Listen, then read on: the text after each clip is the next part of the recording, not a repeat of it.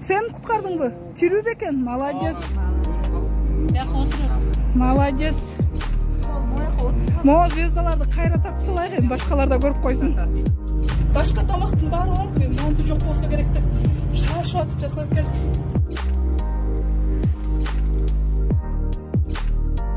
Кыргызстандын батыр МЧС жигиттерине өз колубуз менен тамак жасап атабыз. Кыргыздардын жүрөгү ак. Башка улуттар деле жакшы, биздики вообще жакшы деп койгон.